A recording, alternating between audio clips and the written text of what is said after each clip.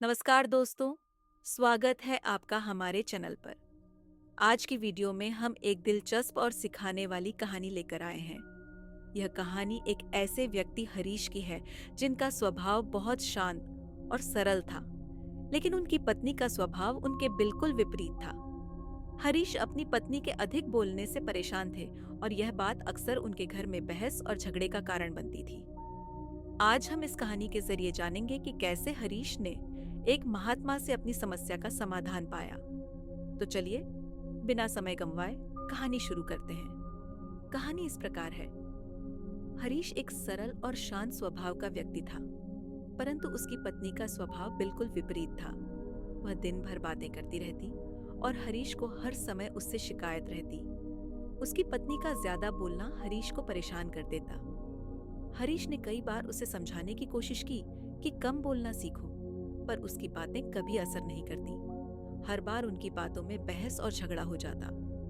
एक दिन हरीश को पता चला कि उनके गांव के पास जंगल में एक महात्मा आए हुए हैं जो लोगों की समस्याओं का समाधान करते हैं। हरीश अपनी पत्नी को लेकर उनके पास गया और कहा, मुनिवर, कृपा करके मेरी मदद कीजिए।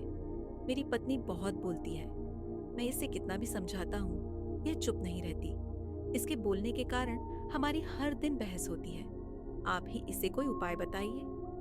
महात्मा मुस्कुराए और बोले, पुत्र, तुम्हारी समस्या का समाधान एक कहानी के रूप में दूंगा। ध्यान से सुनो। इस प्रकार हरीश की समस्या का समाधान एक अनोखी कहानी में छिपा हुआ था, जिसे हम आगे जानेंगे। अब महात्मा ने हरीश और उसकी पत्नी को एक कहानी सुनानी शुरू की ताकि वे समझ सकें कि शांत रहना कितना महत्वपूर्ण होता है। वह बोले, मेरे गुरु के पास एक शिष्य था। वह अत्यधिक बातूनी था।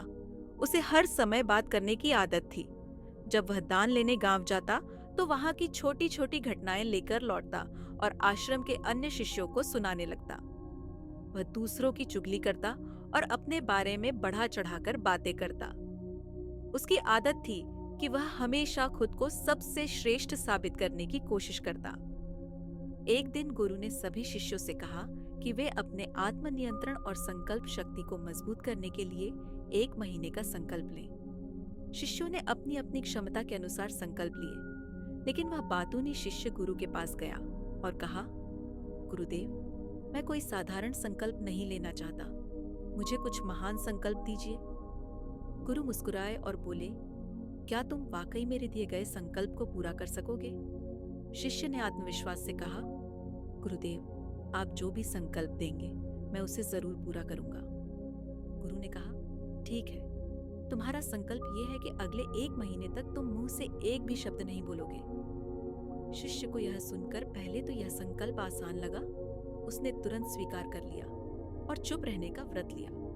लेकिन जैसे ही उसने चुप रहना शुरू किया, उसे एहसास हुआ कि यह उतना आसान नहीं है। पहले दिन उसने किसी तरह खुद को रोक लिया। दूसरे दिन उसकी बेचैनी बढ़ने लगी। तीसरे दिन उसे अंदर से घुटन महसूस होने लगी। कुछ ही दिनों में वह बीमार पड़ गया। वह गुरु के पास गया और लिखकर बताया, गुरुदेव, मैं इस चुप रहने के संकल्प को पूरा नहीं कर पा रहा हूँ। मेरा दम घुट रहा है। क्या मैं इसे तोड़ सकता हूँ? गुरु ने मुस्कुराते हुए कहा, पुत्र, संकल्प लेना और तोड़ना तुम्हारे ही हाथ में है। लेकिन याद रखना, अगर तुम आज इस छोटे से संकल्प को नहीं निभा सके तो जीवन के बड़े संकल्प कैसे पूरे करोगे? यह सुनकर शिष्य ने फिर से प्रयास करने का निर्णय लिया।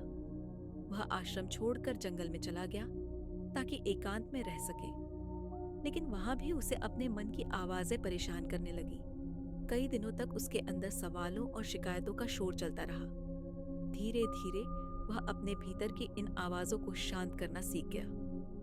जब वह 1 महीने बाद आश्रम लौटा तो वह पूरी तरह बदल चुका था। उसके चेहरे पर शांति और आंखों में गहरी स्थिरता थी। उसने गुरु से कहा, गुरुदेव, अब मैं समझ गया हूँ कि मौन का अर्थ केवल बाहरी चुप्पी नहीं, बल्कि आंतरिक शांति भी है। मैंने सीखा है कि जब तक मन शांत नहीं होगा तब तक बाहरी मौन का कोई मतलब नहीं।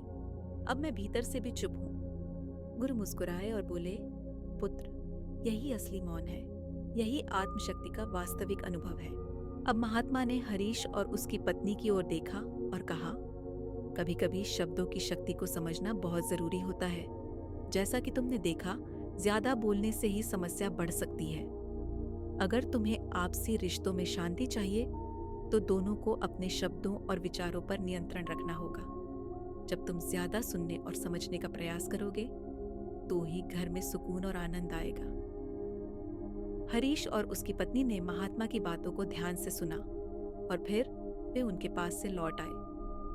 इस बीच उन्होंने अपनी आदतें बदलने का संकल्प लिया। हरीश की पत्नी ने अपने बोलने पर नियंत्रण रखना शुरू किया और हरीश ने उसे समझने और सुनने की कला में महारत हासिल की। धीरे धीरे उनके घर में शांति और सुख का माहौल बन गया। हमें यह शिक्षा मिलती है कि मौन रहकर अपने विचारों को समझने और दूसरों को सुनने से ही सच्ची शांति और संतोष प्राप्त होता है।